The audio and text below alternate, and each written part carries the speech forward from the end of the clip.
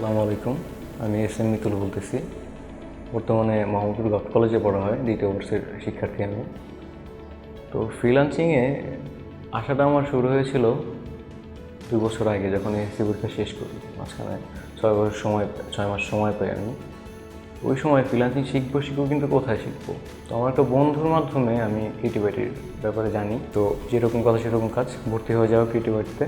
ভর্তি হওয়ার পরে যতটুকু সাপোর্ট আমি পেয়েছি ক্রিয়েটিভিটি থেকে, এটা আসলে বলার মতো না, হাতে কলমে শেখানোর মতো বলা যায়। তো কোর্স শুরু হয়, 6 মাস দীর্ঘ কোর্স করার পরে আলহামদুলিল্লাহ কোর্স শেষ হওয়ার পরের মাস থেকে আমার আর্নিং শুরু হয়ে যায়।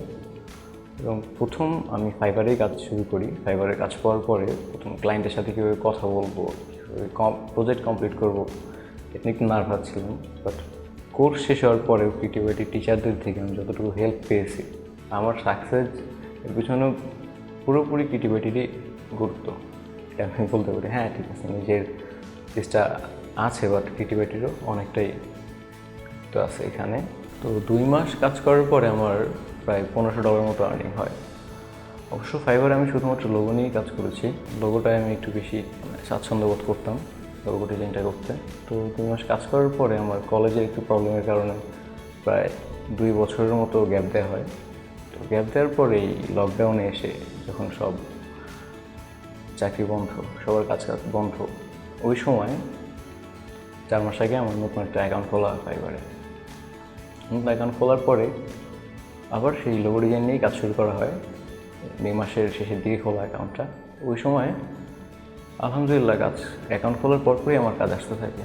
তো এই 4 মাসে আলহামদুলিল্লাহ আমার প্রায় $5000 মতো আর্ন হয়ে যায়।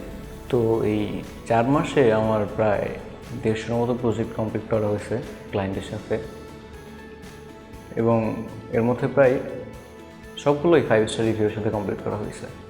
তো ওভারঅল বলা যায় যে কোনো মার্কেট প্লেসে কাজ শুরু করার আগে মার্কেট প্লেসটা নিয়ে আগে রিসার্চ করতে হবে। হ্যাঁ, আমি কাজ 6 মাস করেছি ফাইবারে, বাট আমার রিসার্চটা ছিল প্রায় 2 বছরের। মাঝখানে যে গ্যাপগুলো ছিল, এই গ্যাপগুলোর মধ্যে আমি ফাইবার নিয়ে রিসার্চ করছি। তো নতুনদের জন্য আমি বলবো, যারা কোনো মার্কেট প্লেসে কাজ করতে চায় তাদের জন্য বলবো যে কোনো মার্কেট প্লেসে কাজ করার আগে মার্কেট প্লেস নিয়ে আগে সুন্দরভাবে ঠিকমতো রিসার্চ করতে হবে, যে মার্কেট প্লেসের নিয়মটা কী, মার্কেট প্লেস কীভাবে চাচ্ছে, ক্লায়েন্ট কীভাবে পাওয়া যায়। এইগুলো নিয়ে রিসার্চ করলে আলহামদুলিল্লাহ খুব অল্প সময়ের মধ্যে সাকসেস করা সম্ভব। অনেকের ধারণা যে পড়ালেখার পাশাপাশি ফ্রিল্যান্সিংটা করা অসম্ভব, কিন্তু কথাটা মোটেও সত্যি না। কারণ পড়ালেখার পাশাপাশি যদি পার্ট টাইম জব করা যায়, তাহলে ফ্রিল্যান্সিং কেন নয়?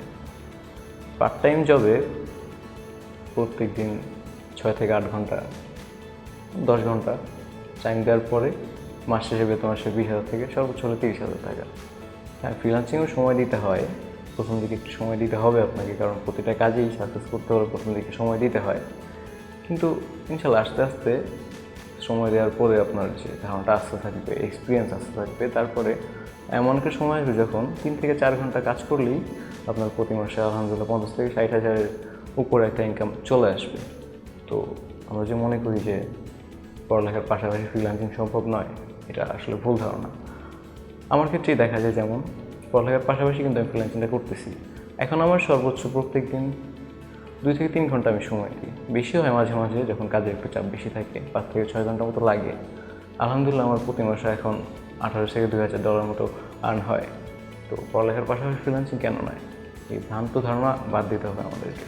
সবশেষে সবার উদ্দেশ্যে বলতে চাই, বর্তমানে পৃথিবী যেই অবস্থা পার করতেছে, সিচুয়েশন পার করতেছে, বেকারত্বের মধ্যে চলতেছে, চাকরি অনেকেরই চলে গেছে। তো এই বেকারত্ব দূর করার জন্য ফ্রিল্যান্সিংটা হতে পারে একটি মুখ্য হাতিয়ার। আমরা বর্তমানে আমাদের দেশ বাংলাদেশ এখন ফ্রিল্যান্সিংয়ের দিক থেকে দ্বিতীয় স্তরে রয়েছে, দ্বিতীয় পর্যায়ে রয়েছে। তো আমরা সবাই মিলে যদি চেষ্টা করি, সব ফ্রিল্যান্সাররা যদি চেষ্টা করি, আমাদের নিজেদের আইটি ক্যারিয়ার ডেভেলপের মাধ্যমে আমরা বাংলাদেশকে ইনশাল্লাহ প্রথম পর্যায়ে নিয়ে যেতে পারবো।